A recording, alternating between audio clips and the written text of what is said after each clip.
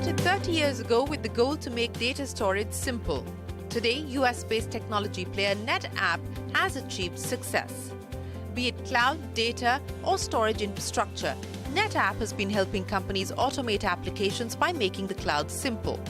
From automotive to electronics, life sciences, gaming, financial services, manufacturing, media, and oil and gas, NetApp helps organizations across industries store data and use the same to develop and update products and services.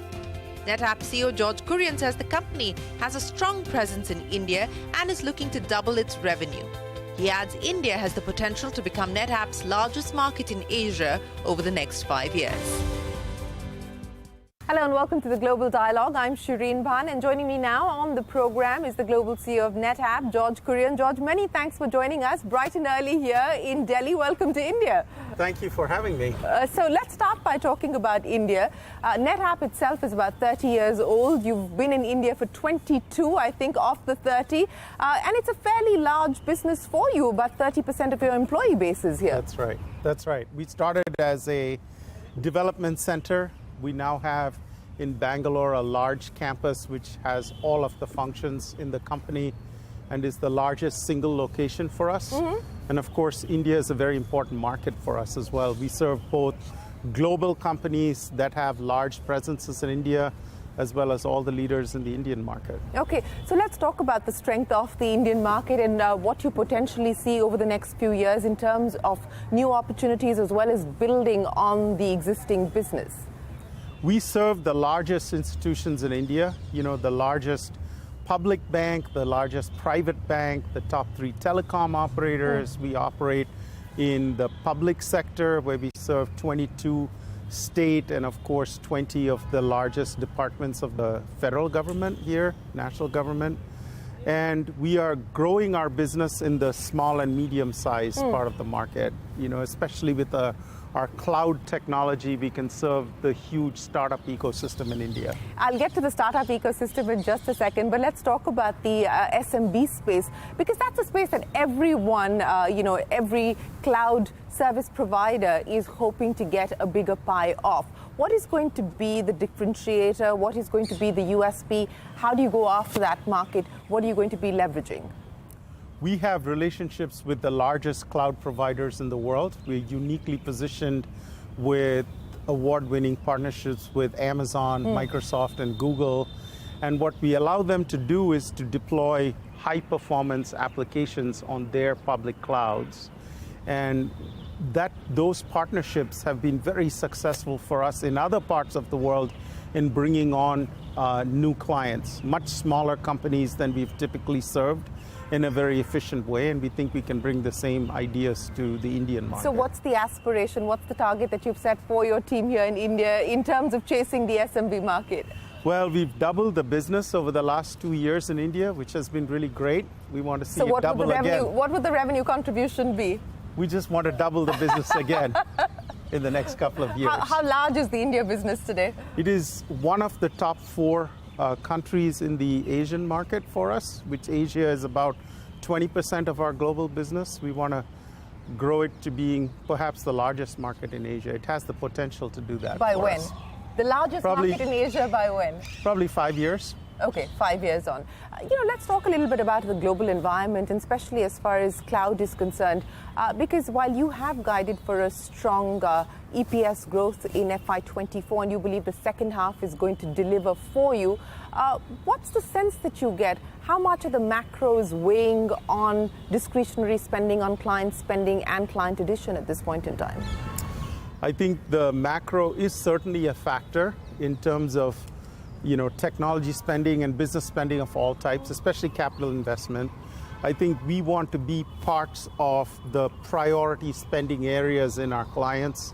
Increasingly, we see that advanced uses of data to deliver better patient outcomes in healthcare, manufacture much more efficiently and cheaply, kind of deliver new types of digitized services is an area that all clients around the world are prioritizing, and we've got good solutions for that. In the cloud space, we saw a period of optimization after a couple of years during the COVID pandemic, which was absolutely just boom, right? And I think that optimization phase is coming to its end. It's not finished yet, but I think it's slowed down the pace of optimization. So it's starting to reach stability from which we'll start to see growth. So what would that mean then in terms of revenue growth over the next few years? Because you have guided for sort of mid-single digits at this point in time, but what are the big risk factors that you see that could perhaps derail the projections and the forecasts that you have? The second half of this year, our plan is to grow year on year, and I think we expect to do that regardless of the macro environment. We think we have great technology. We've got, momentum in a lot of our large markets, and the pace of customer acquisition that we've demonstrated for the last couple of quarters leads us to have a good outlook. I think that the wildcards are the same as for everybody else, which is... So what are the key wildcards that you're worried about today? I think, clearly some parts of Europe are in recession. I think Germany recently announced that they are in recession. I think the geopolitical environment, if it spreads beyond the situation in Russia to anything involving China would complicate things. And then I think that the impact of the interest rates landscape, so far, at least in North America, it's been sort of predicted to be a soft landing. If it is a hard landing, then it would really compromise how people operate their businesses. But is that, the indication that you get, especially from America? Because while we have seen rates move up and move up significantly, but the job market continues to be tight and the underlying economic resilience still strong. You're exactly right. So far, everything's good. At least we're hopeful for a soft landing in the United States, but you never know with these things. In terms of the tech landscape, and today, product life cycles have shrunk so significantly, and just about every tech CEO that I speak to has told me that they've never seen anything quite like this in their 20, 30 years of being in the tech business. I want to put the same question to you. I mean, how is it different this time around, if it is? I think the last few years have certainly been an accelerated pace of disruption. First was, of course, the COVID pandemic, which in many cases was unprecedented, both in terms of its global scope as well as the accelerated pace of the impact. And then recovering from that was the supply chain crisis, where you saw this huge spike in demand, but a captive silicon supply chain that could not meet it. And so those were two excruciating periods that you had to manage the business through. I think what we're seeing now is more of a continuous kind of being ready and agile for the continuous set of changes. There's, of course, the ongoing trends toward digitization, the move towards, artificial intelligence or various forms of, sort of computer-aided intelligence that you got to be ready for, and just keeping business organizations nimble and agile so that you can respond and keep moving. You can't respond to every trend. You got to pick the ones that you're going to respond to. Exactly. So which are the trends that you're picking or prioritizing at this point in time that you want to double down your bets on? We predicted very early on about cloud, and I think that has been really successful for us. We still are the only enterprise storage company in the world that has our technology natively integrated into all the leading public clouds. We see the next decade as a decade of data, cloud, and AI, and we want to position NetApp to be at the center of that, and we've done a good job so far. So on the AI side, and that is the current sort of big disruptive wave that everyone is talking about and trying to zero in on how they can sort of benefit from it or how they can be part of it. What is that going to mean as far as NetApp is concerned specifically? How are you looking at this big AI transition and transformation? We see three things that we need to do to lead in this next era. First is we've used AI to help our products and services be much better. It's deeply integrated into our technology to help make it really easy for customers to operate their environments. There's ongoing advancements of that.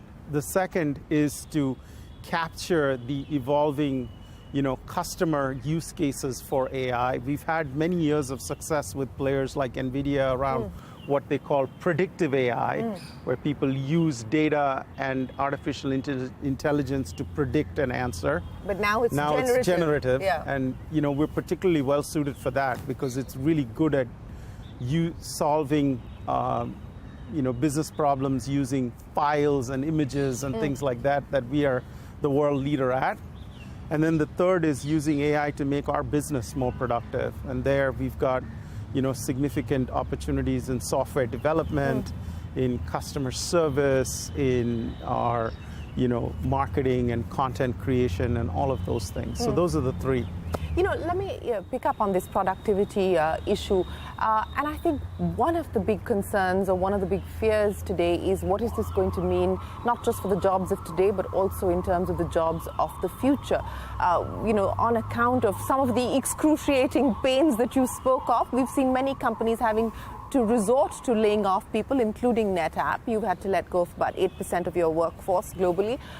What is this move towards more AI, specifically now generative AI, going to do in terms of manpower and the way that you allocate human resources? I think it depends on which part of the world you're in. I think in many parts of the developed world, there's really an aging population. And so to be able to support that aging population with a much smaller workforce in the social security system, you will really need significant enhancements in productivity that AI is one of the ways to accomplish. I think if you look in some of the more emerging type parts of the world, it really is an opportunity maybe to leapfrog and to sort of get ahead, take advantage of some of the new capabilities so that you don't have to go through the learning curve that the developed world has. My own view is actually that AI will be a tool like all the other tools to make mankind smarter, better, more productive. And I think are the fears exaggerated, you think? Or some of the fears warranted and some exaggerated? I think you're right about the latter. Some are warranted, some are exaggerated. I think the thing that we work on is to make it as much as possible a level playing field. You don't want one part of the world to have AI tools and another not to. Or one company to have AI tools and not the others. Exactly. How much of that is the big concern, and what do you believe this move towards regulation, and countries are talking about regulation, companies are talking about regulation, what do you believe should be the appropriate mix of what you regulate, who regulates, how much you regulate, how harmonized regulation can and should be? I think with regard to the core AI technology itself, it really depends on sort of how fast it gets to be good enough, right? If it's a very long period of time where there is significant advantages to one or very few models being much better than everything else, then you really have the concern of the industry structure being dominated by a few players. If, on the other hand, models get good enough quite quickly, which we are seeing some evidence of, then I think that you could have much more of an open ecosystem. And what really becomes then most important is having the right data and using it to get insights and productivity in your business. Speaking about an open ecosystem, and here in India, the move towards building on the digital public infrastructure has really seen the advent of things like the UPI and Aadhaar sort of building itself out and so on and so forth. How do you look at that, and what do you believe are the lessons to be learned from that? Are you enthused by the kind of progress that's been made using DPI? We're fortunate to be a part of many elements of the payment infrastructure in India, and we are amazed at how the country has brought digital capability to so many of its citizens, right? And I think that that's a model certainly for not only the developing countries in the world, but even the developed countries in the world as we think about national health care or various other topics in different parts of the world. What excites you about that?